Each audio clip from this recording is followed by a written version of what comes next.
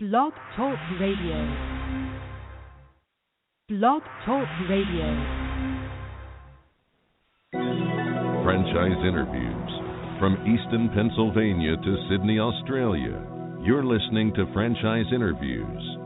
Franchise Interviews. Welcome to Franchise Interviews. Franchise Interviews has been giving an up-close, behind-the-scenes look at franchising and entrepreneurship. Listen to interviews with franchisers, franchisees, franchise authors, franchise experts, and attorneys. And now, welcome your host, Marty McDermott, and Franchise Interviews.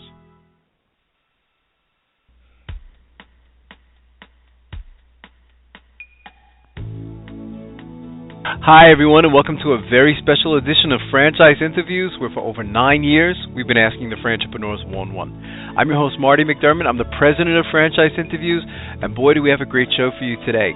We're meeting with award-winning marketing professional, lecturer, and teacher, Dr. John Tantillo. And Dr. Tantillo, aka the Marketing Doctor, is a trained applied research psychologist who is internationally known for his expertise at diagnosing the factors that impact target markets. The Marketing Doctor wants to share his knowledge with individuals and businesses so they'll benefit from his modern marketing principles. Dr. Tantillo is a branding editor for Fridge Magazine, and Fridge Magazine is a business magazine all about practical guides and strategies for small business owners and entrepreneurs. Dr. Tantillo is also the author of the popular book, People Buy Brands, Not Companies, and Udemy online course, Go Brand Yourself with Dr. John Tantillo, The Secrets of Branding for Personal and Professional Success. He's also the former radio talk show host of BrandTalk and a contributor to Fox News Opinion Page, a go-to expert for BBC on a range of marketing issues, and frequently appears on national media, which includes Cavuto, Fox and Friends, MSNBC's Weekend Live with Alex Witt, ABC News, and Fox News Live. He's widely known as the Marketing Doctor for his outspoken adherence to the marketing concept, which has been defined as the essential role of marketing as a vehicle to identify and satisfying consumer needs. He's also been particularly outspoken about what he perceives as the money wasted on Super Bowl advertising. We're going to talk to Dr. John Tantillo about that in just a moment on Franchise Interviews. So stick around because we have a great show.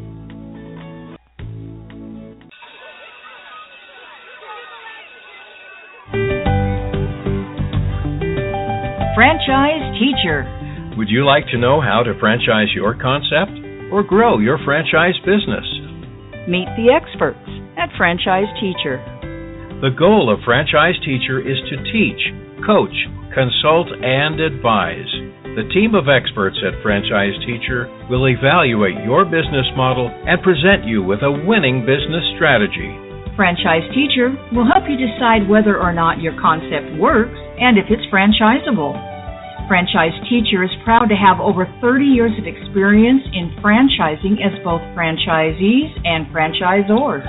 Franchise Teacher are developers of over a dozen franchise systems, which include brick and mortar as well as home-based concepts of nearly 3,000 combined franchise locations.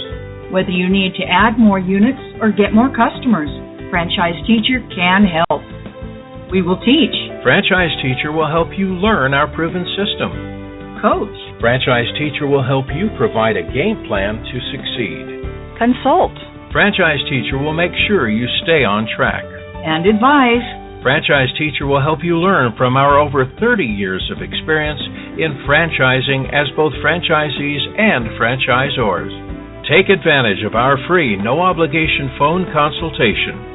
Simply go to franchiseteacher.com or call us at 561-385-3032. That's franchiseteacher.com or call us at 561-385-3032. Franchise Interviews from Easton, Pennsylvania to Sydney, Australia. You're listening to Franchise Interviews. Franchise Interviews.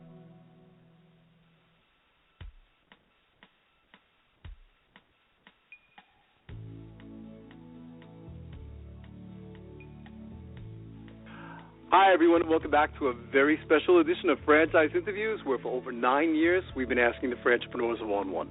I'm your host, Marty McDermott. I'm the president of Franchise Interviews, and I am really excited about today's show. And I kind of compare it to being a big New York Yankee fan and interviewing the great Joe DiMaggio or Mickey Mantle, or if you're Catholic and getting to speak with the Pope. If you're a marketing person or a professor, the person that you want to speak with is the great Dr. John Tantillo. We're meeting with award-winning marketing professor, professional lecturer, and teacher, Dr. John Tantillo. Hi, Dr. Tantillo. How are you? Welcome to the show. Okay, Marty. I should call you Dr. McDermott. Can you hear me okay? Everything I right? hear you. I hear you great, Dr. Tantillo. Well, let me get this out. If my mother were alive, she would say to you, Dr. McDermott, don't give my son Johnny that much praise, because it will only make his head that much bigger. So, that's okay. Well, hopefully she's on her behalf. That's great. Well, she's in heaven today, John, and she's looking down and she's listening to this interview right now, isn't she? Yes, and she's probably telling me everything that I'm doing wrong. And I guess, what we're going to do today is we're going to talk about brands. And yes. There are three important personal brands in my life that made me who I am. My mother, who gave me this big personality. My father, God bless his soul, who taught me how to work hard. And my aunt, Anna, who gave me the little class that I have, and my sensitivity when I have my eyes open, just to treat people the way I would like to be treated. So those are three personal brands that really affected me and molded me and made me the professional that I am and person that I am today. But anyway, I'm here to answer any questions that you may have on a subject that I am most passionate about.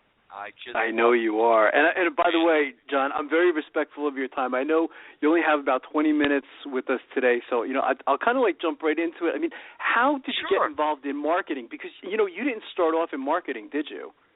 No, I started off as a psychologist and as a research psychologist, and I was in my last year of graduate school. Yeah. And I said to myself, do I really only want to be involved in psychology? And the answer was no. So I took a marketing course with one of the greats at that time. Her name was Dorothy Cohen. And she was at Hofstra University, and she was an expert on the legal parts of marketing. And what I did is I sat in on the class, and I also got credit for the class, and I fell in love with marketing. And I had never taken a marketing course, and there it was. And then I took a number of other graduate courses in marketing, and here I am. And that's how it all started. And the thing that hooked me, and I kind of still talk about this today, and that is that marketing is not about you, it's about your customer, and it's all about satisfying needs. And that's really the hook. It's not pushing products and services on people that they don't want. All right. It's actually identifying what it is that they do want and then giving it to them. And that's really, it's all about benefits. And if you take a look at that, it begins, it's a great model for understanding a number of products and services and why they are in fact successful. And you have here. You've asked me to talk maybe a little bit about McDonald's. Yes. And I just love McDonald's, and let me identify what I love about McDonald's. I think you know, and if our listeners don't know a little bit about me, I love fine restaurants. Yes. I just love going to I live in New York City. I'm based in New York City, and I just love going to fine restaurants. And yet I like McDonald's, and people say, how could you like McDonald's? I mean, the That's food great. there is at best mediocre. You don't go there for the food. That's you fantastic. go there for the service. Right. You go because you're going to get a reliable product. They have a decent cup of coffee. I would say a very good cup of coffee. And what has happened to them in recent months, this last quarter, because what did they do? That breakfast that everybody loved made the brand come back. It's amazing, that's isn't it? What it's about. Satisfying the needs. So when people say, how could you go there when you're a foodie? Because it delivers what I want. And not only that, when I was out in Arizona this past week, my surrogate grandson, Donovan, I took to McDonald's because he loves McDonald's and his Happy Meal. That's great. It's like it's clockwork, and that's why you go. You go because it satisfies the need, and as long as you know what that need is, which is service, that I'm going to get a reliable product quickly and at a good price. That's what it's all about, and that's why it's such a great brand. Not that the food is bad. I don't think it's a bad. I think it's a good product. It's a solid product when all is said and done. And anyway, so that's my take on McDonald's. McDonald's. They've had so many different lives, and use the term, and I love this term, John, and I've stolen this with my students. You call it a brand over. I think there's a lot of franchisors that can really learn a lot from McDonald's, because you're right. I mean, like 6 months ago or a year ago, there was an article saying, is this the end of McDonald's or is this the beginning of the end for McDonald's? And they keep doing this brand over concept, and it works, doesn't it? Yes. Well, see, a brand. And this is why psychology played such a great part in my professional development, as well as my personal development. If you go to the media, they all like to talk about makeovers. And the problem with a makeover is external. It changes the packaging. It changes maybe the ingredients. But it really doesn't get down to what we call in marketing the core product features. What is the essential characteristic that makes the brand different from everything else? In other words, it's the soul of the brand, as opposed to the packaging or the external, which is what the media would call a makeover. Makeovers are external, while a brand over is internal. And so what McDonald's really did here is it got back to what they do well, which is not only a decent hamburger, but they also people can identify with this breakfast. And especially today, if you take a look at the nutritional facts on their sausage on a biscuit there, it's you're under 500 calories. Sure, the fat content might be a little high, but I mean it's not a Big Mac. Okay, right. so you're under the 500 calorie. The breakfasts are under the 500 calorie. And today, I don't care who it is, everyone's worried about their waistlines. And so this is really smart marketing, and responding to the marketplace, and that's why I love them so much. I was a diehard fan. You had a radio show, John, BrandTalk, and I was the biggest fan. You had your own, show in New York, and it was a great show, and I keep trying to talk you to come back and doing it. But it talked a lot about, personal branding, didn't it? And, how can our listeners, what brands can our listeners learn from, and how can they go about branding themselves? Okay, well, see, I had a concept, and I still have this concept, and I try to when I do my executive coaching or my professional coaching, this is what it is. In the way that Fortune 500 companies have in fact used the principles of marketing to package their products and services, I believe that you can use those same techniques to go brand yourself. And that's the secret. So that if you look at yourself as a product or service, and remember this basic concept, it's not about you, it's about your employer, it's about your customer.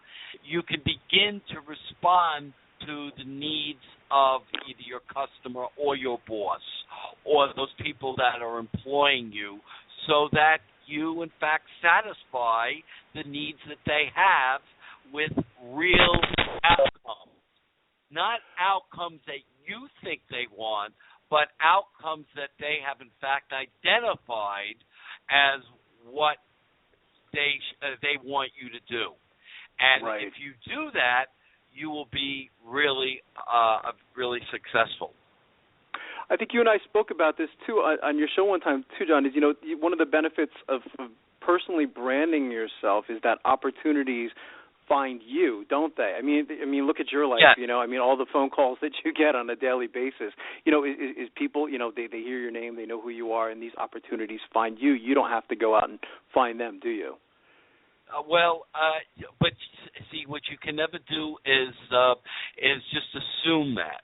What you have to do is that which leads me to another secret: always be branding, always be positioning, always be looking for what people or customers want. And things change. I don't have to tell you, Dr. McDermott, that today what happens is that things change in an instant. And if you don't have those cat-like reflexes, you're going to be lost in the dust. And you can't do that. I'll give you an example. Yeah. I just got off the phone with a printer. They do presentation folders, and it's a great company. They're down in Virginia, and I've been working with them for years. They make presentation folders, and that's their niche market. But as we were talking about, how many people use collateral materials today? How many people think we've all gone to digital? A lot of it.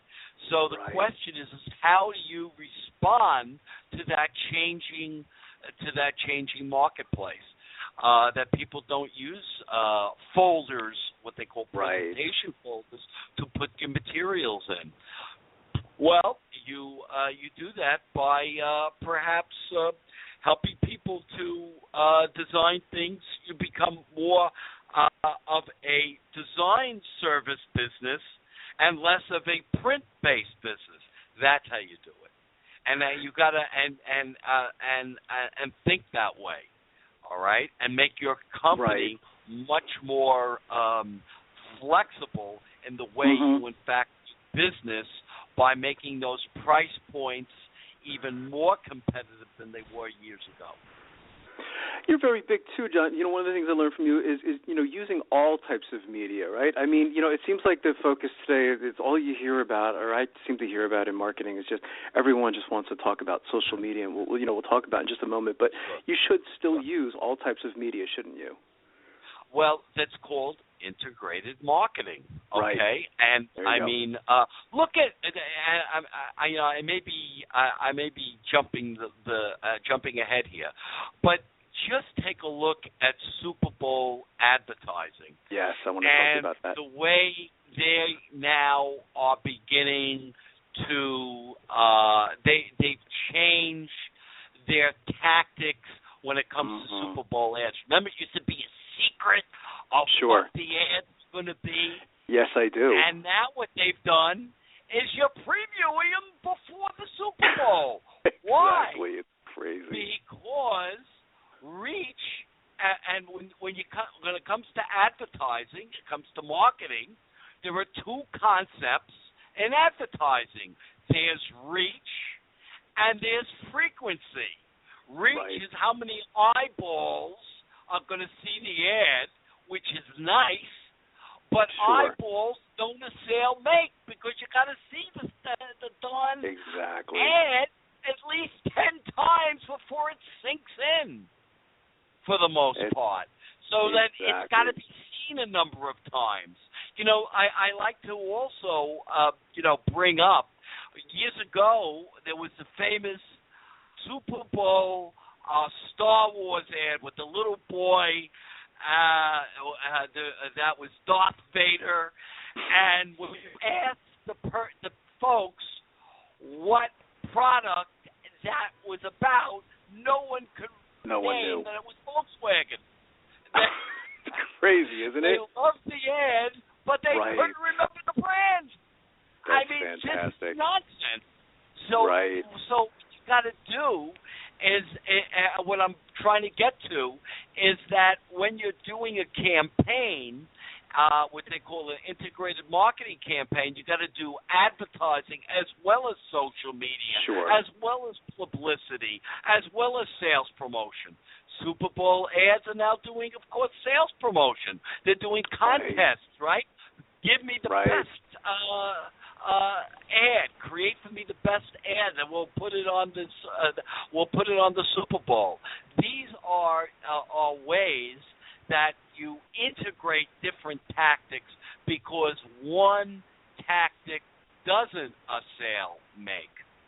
And that's what we're learning and so social media is a great reinforcer in terms of after you've seen or become aware of a brand name, then I could go on the internet, Google it, and see what people are talking about. PATA. People are talking about what brand. And that's why where social media becomes. As an instigator, unless they may or may not, in fact, be as effective. And here's something else, Dr. McDermott. From the beginning of time, people love to think that their area of expertise is the most important. So when I was a psychologist, clinical psychologists thought that they were most important. Behavioral psychologists wouldn't talk to the clinical psychologist because what do they know? The psychodynamic, everybody's got a, Now, if you go in the marketing area, in the marketing circles, marketing people don't talk to the communications people, the public relations people. The public relations people think the marketing people don't know what they're doing. Don't understand. So what I'm basically saying today is the hot new tactic is social media. And they generally do not have a background in marketing. They generally have a background in communications. And since there are a lot of journalists that are not working these days, they thought this is where this crew has gone. It's interesting, to take a look at the different fields and how they attract different disciplines. And that's but look, please, I have a modest 2,200 LinkedIn connections and over 5,000, about 5,000 Facebook friends, and and Twitter I'm still working on. I got about 1,400 there, and I'm not saying that it's not important. It is important. Right. What I'm saying is that let's not forget about the other stuff. Exactly, it's so important. And you're currently, John, you're the branding editor for Fridge Magazine. Could you tell us a little bit about Fridge Magazine? Because I know you have just a couple minutes left. But for our entrepreneurs out there, Fridge Magazine is the magazine for entrepreneurs, for young entrepreneurs that want to learn everything there is to learn about marketing. And I'm the branding and marketing editor, so I bring to the group marketing and brand stories. Right. And I for example, one of the articles that I've written is 10 things that Donald Trump can teach us. Even though you may not like Donald Trump, right? What can he teach us as an entrepreneur? Sure. So that's and the question we have is we like to ask is what's in your fridge? In other words, what tactics that you have in your fridge, and Fridge Magazine helps you to identify those things that you need. That's fantastic. What's the best way, Dr. Tantillo, for our listeners to get more information on you? I mean, I know you're all over social media, but are there a couple of different places they can go to? Hey, well, you could go to my website, which is themarketingdoctor.tv, and we're going to be doing a brand over there on the website, so you're going to see within the next week or two a new, exciting website, and you can also get me at doc@johntantillo.com. That's easy enough. doc@johntantillo.com, and I'd be more than happy to talk with you, either Skype or by phone, and we can get this done. That is fantastic. I want to thank you again, Dr. Tantillo. You know, we love you, and I think you're great, and I can't wait to have you on the show again. This is a real privilege for me to know that. Anytime, Marty. Love to the family, and I can't say enough good things about you. Thank you. Thank you so much, Dr. Tantillo. You're wonderful. We'll be right back with more franchise interviews. Are you looking for a franchise that delivers? Businesses will always need shipping, and for more than 25 years, loyal customers have depended on Unishippers for reliable savings and exceptional customer service. Unishippers is focused on just one thing: helping small and medium-sized businesses save time and money on all their shipping needs. And as the largest reseller of complete shipping services in the country, we have the buying power to ensure that we succeed. The Unishippers franchise offers low startup costs, no equipment or real estate required because they're not retail, residual income, and a quality of life and work-life balance. For more information on becoming a Unishippers franchisee, go to www.unishippers.com and click Franchise Opportunities, or call Franchise Development at 801-708-5822. That's 801-708-5822. Today's great quote in franchising is being brought to you by Franchise Teacher. Would you like to know how to franchise your concept or grow your franchise business? Meet the experts at Franchise Teacher. The goal of Franchise Teacher is to teach, coach, consult, and advise. The team of experts at Franchise Teacher will evaluate your business model and present you with a winning business strategy. Franchise Teacher will help you decide whether or not your concept works and if it's franchisable.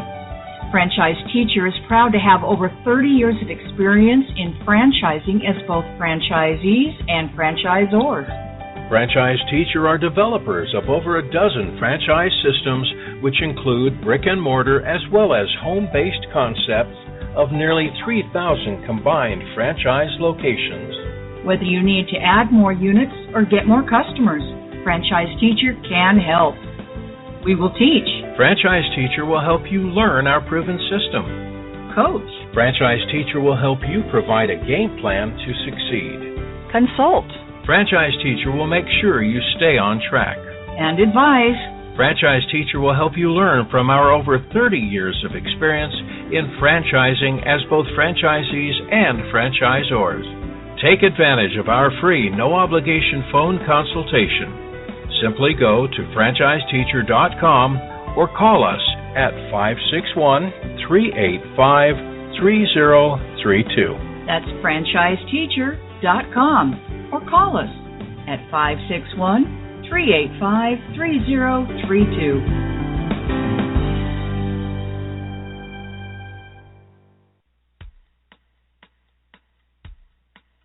Hi everyone, this is Marty McDermott, the president of Franchise Interviews, and welcome to another edition of Great Quotes in Franchising, where each podcast you get to hear a great quote in franchising. You know, we've been hosting Franchise Interviews many years now, and during that time we've had some incredible quotes and lessons on our show. And if you go to our About Us page on franchiseinterviews.com, you'll take notice on why we started the podcast and radio show Franchise Interviews, and it suggests that every business has a story. And that's really been our experience in doing all of these podcasts and radio shows. Every show we do, you'll notice that every franchisor, every franchisee has an amazing story related to franchising. Today's Great Quote in Franchising podcast comes from Tony Luffy. And Tony Luffy is the Chief Executive Officer of the Marlowe Investment Group. And the Marlowe Investment Group are franchise owners of some very popular franchise systems such as Little Caesars, Sizzler, Jack in the Box, Arby's, Church's Chicken, and most recently Sears Appliance and Hardware stores. And Tony talks about the difference between opportunity and regret. There's another great quote relating to opportunity. And again, we talk a lot about opportunity on our weekly radio show. It's said that luck is when opportunity meets preparation. But let's hear what Tony says about the difference between opportunity and regret. That we've been able to do on a large scale. It's amazing. If you go back to the beginning, Tony, I mean, were your goals, I mean, today, I mean, you're as large as like 200 plus units, but I mean, back then, I mean, when you go back to the beginning, I mean, was that your goal in the beginning, or was this kind of like just like a natural progression over time? It's both. Really, when I, in the early 90s, when I finally became a partner, a 10% partner of a small company, I wanted to get to 50 units before I turned 50. So I don't know if that goal was really feasible in my head, but that was the dream.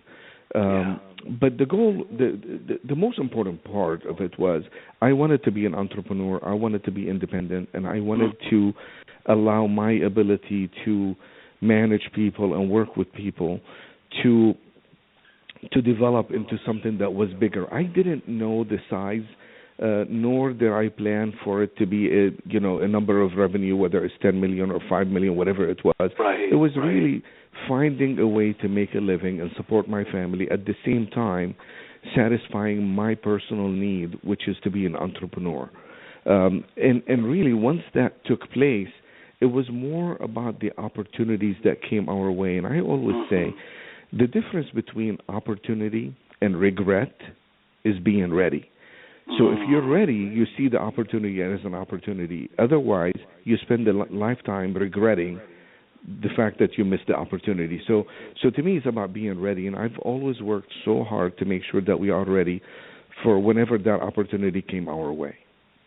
That's fantastic. We have this Great Quotes in Franchising podcast. We're gonna put that quote in there, Tony, if you don't mind. I think that's very powerful.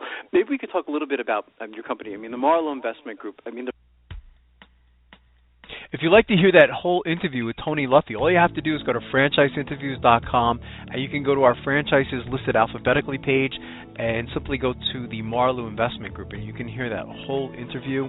We have that interview also in our About Us page, and you can go to Franchise Interviews by category as well, and go under the food category, because that's where most of Tony's franchises are located within his portfolio.